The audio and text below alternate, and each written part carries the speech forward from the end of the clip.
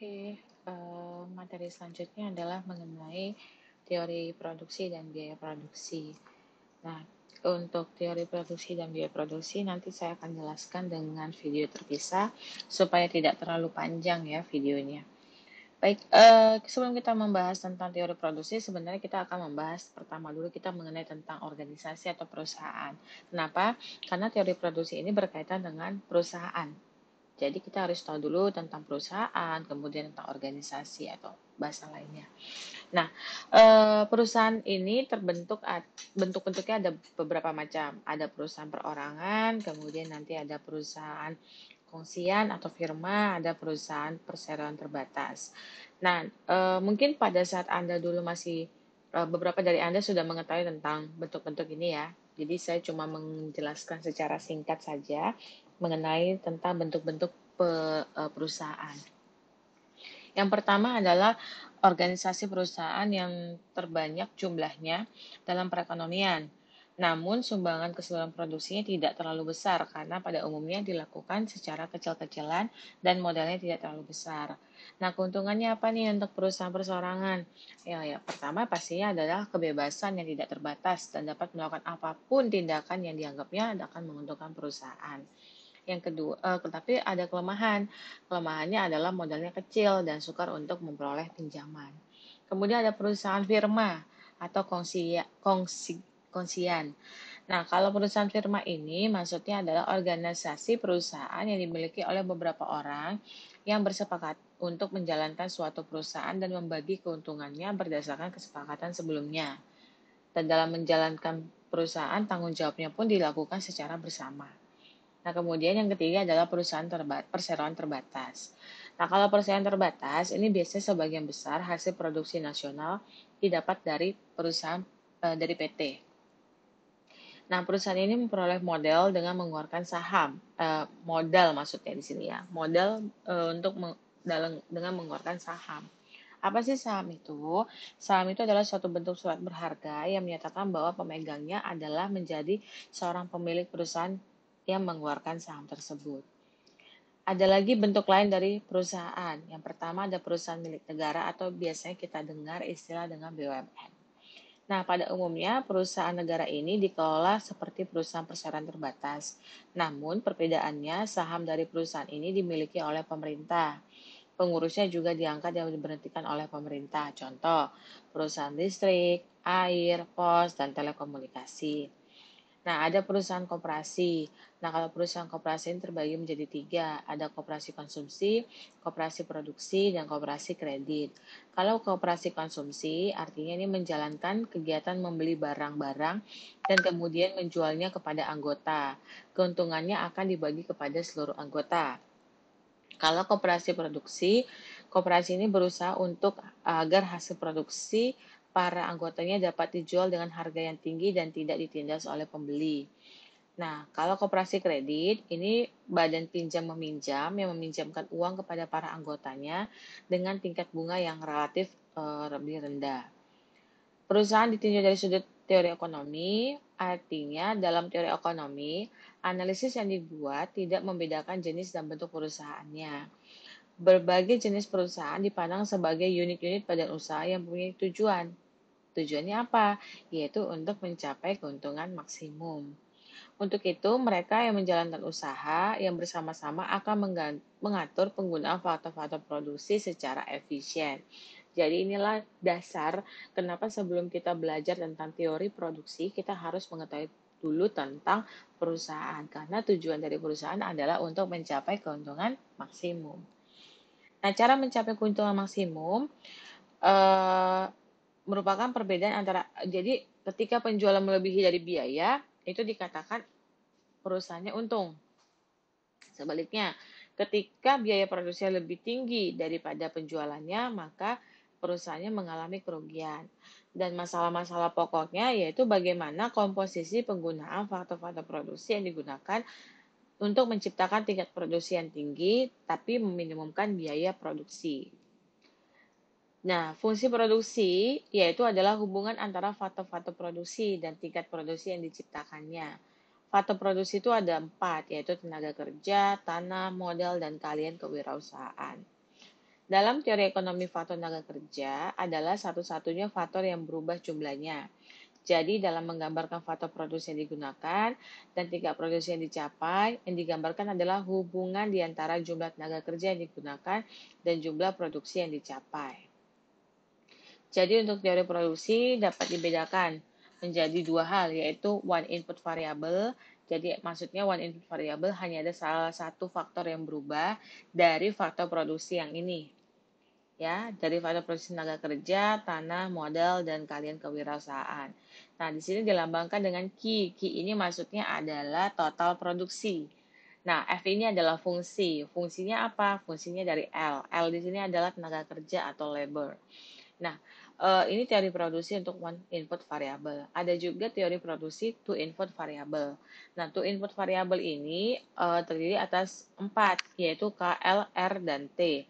K ini adalah kapital atau modal, L ini adalah labor atau tenaga kerja, R ini adalah resource ataupun sumber daya, dan T ini adalah teknologi.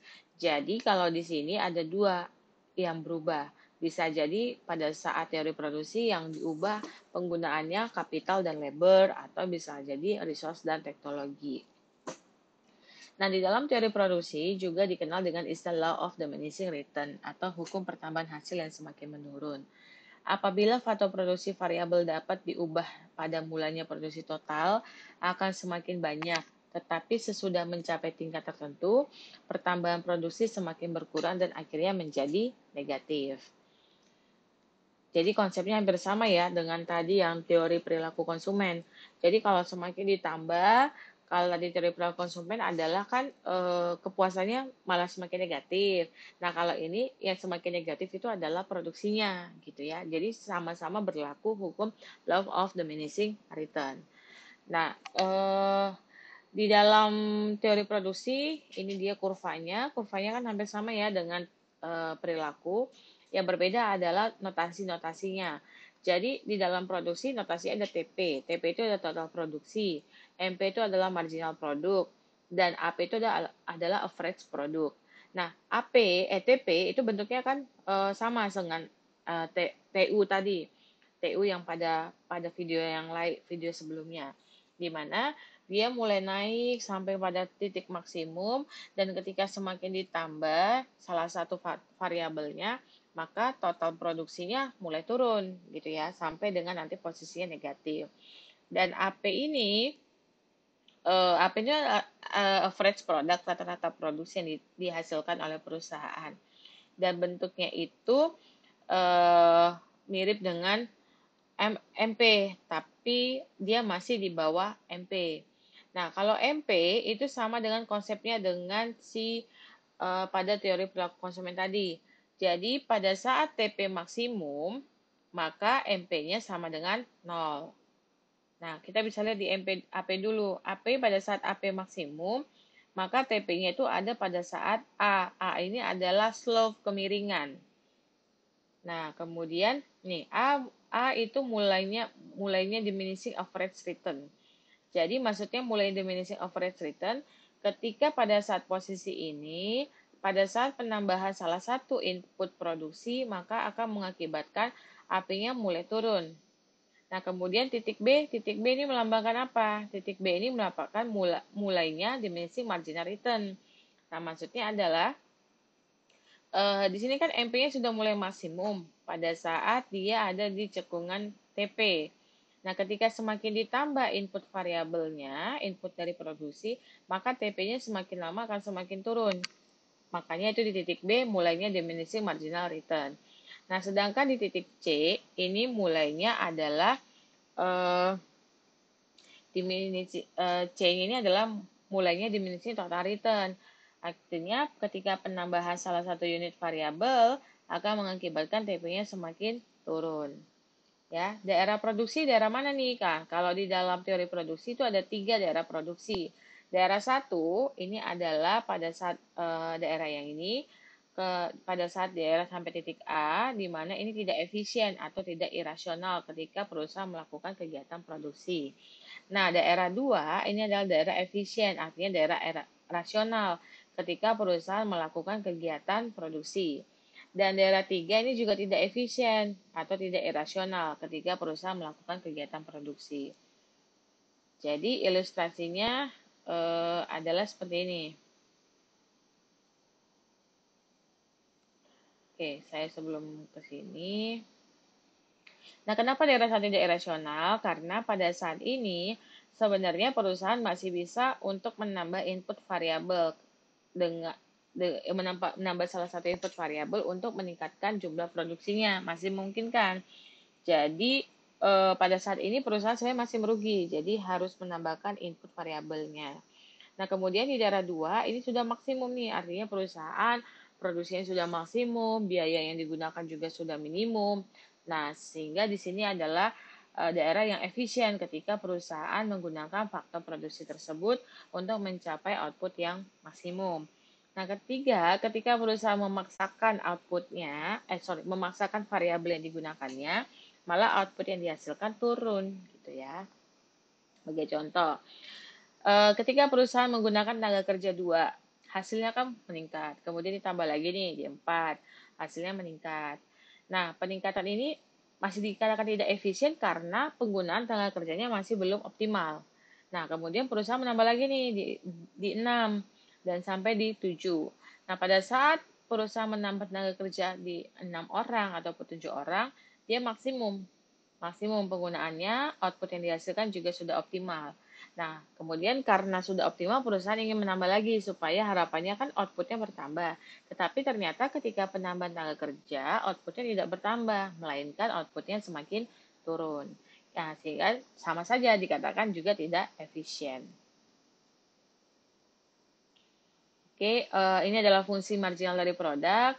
Fungsi marginal produk adalah perubahan total produksi delta TP setiap adanya perubahan satu unit input variabel.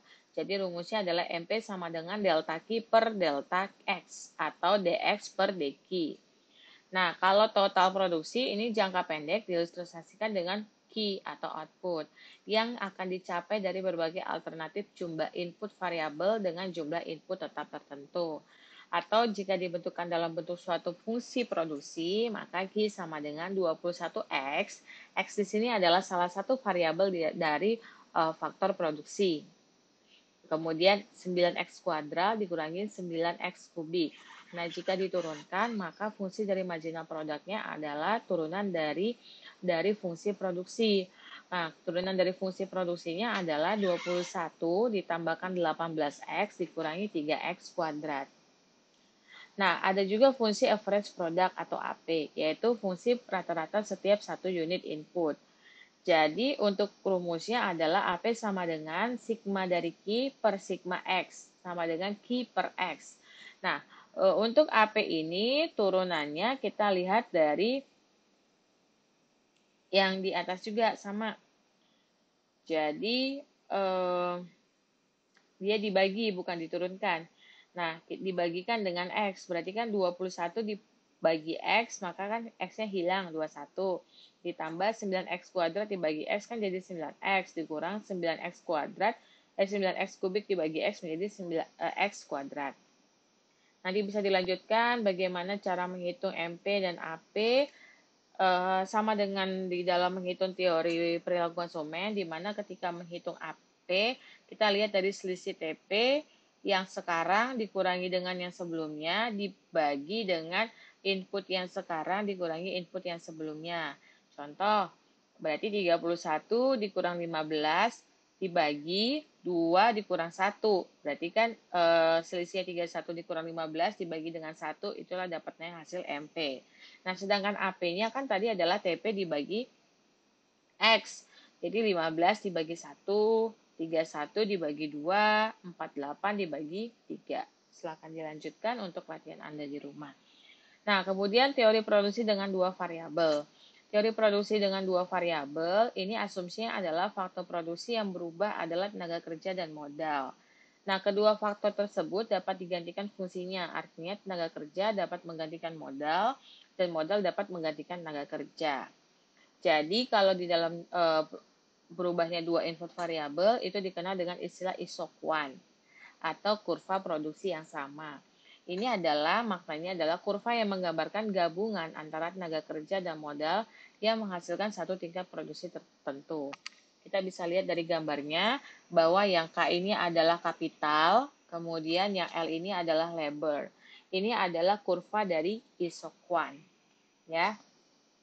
Nah, karakteristiknya apa nih kurva isoquant? Yang pertama dia cembung ke arah titik original, tidak saling berpotongan, daerah yang relevan berproduksi pada daerah yang kecondong negatif, dan semakin menjadi titik origin, maka menunjukkan total produksinya semakin tinggi pula. Oke, kemudian selain isoquant, ada juga istilah lagi isocos atau budget line. Nah, isocos ini adalah kurva yang menunjukkan berbagai kombinasi pembelian dua input variabel, misalnya tenaga kerja L dan modal K, dengan menggunakan jumlah anggaran yang sama, yaitu I. Jadi, P ini adalah price daripada kapital, nah K ini adalah kapital atau modal ditambahkan dengan PL. PL ini adalah harga dari labor dikalikan dengan labornya tenaga kerja sama dengan I. Ini adalah anggaran atau income-nya dari perusahaan tersebut. Jadi contoh kegiatan produksi diasumsikan menggunakan dua jenis input yaitu modal K dan tenaga kerja L. Harganya 200 dan tenaga kerjanya 300. Anggaran tersedia sebesar 6.000 untuk membeli seluruh input. Nah, berdasarkan data di atas, maka persamaannya 200K ditambah 300L sama dengan 6.000. Nah, sehingga kita dapat menggambar kurva isokosnya. Seperti ini ya. Nah, kalau ini adalah kombinasi. Nah, kombinasi yang dimaksud ini adalah titik optimum ketika perusahaan mendapatkan output yang optimum dan dengan budget line yang dengan biaya minimum adalah pada titik E. Nah, ini konsepnya hampir sama dengan kurva indifferent tadi. Budget line atau isokos yang dimiliki oleh perusahaan kan adalah di garis yang lurus ini. Nah, sedangkan isoquantnya ada di I1, I2, dan I3. Kondisi yang paling optimum adalah pada saat isoquant bersinggungan dengan isokos, yaitu pada titik E. Sementara pada saat titik A dan B, ini tidak optimum karena produksinya masih di bawah dari budget budget ataupun biaya yang disediakan oleh perusahaan. Sedangkan titik D ini sudah tidak optimum juga karena output yang ingin dihasilkan oleh perusahaan ataupun kombinasi penggunaan input yang dibuat oleh perusahaan ini melebihi dari budget ataupun anggaran isokos yang dimiliki oleh perusahaan. Oke, nanti silakan coba kerjakan di rumah. Ini diketahui fungsi produksi TP sama dengan 12X kuadrat dikurangi 0,2X kubik. Jadi bagaimana bentuk fungsi AP-nya dan bagaimana bentuk fungsi MP kan tadi sudah saya jelaskan bahwa MP kita bisa lihat dari turunan dari TP, kemudian AP ini kita bisa lihat dari TP dibagikan dengan X. Nah, kemudian tentukan TP-nya maksimum dan MP-nya maksimum. Kemudian buktikan bahwa kurva P akan memotong kurva AP pada saat AP-nya maksimum. Baik, sekian dari saya. Untuk selanjutnya kita akan diskusi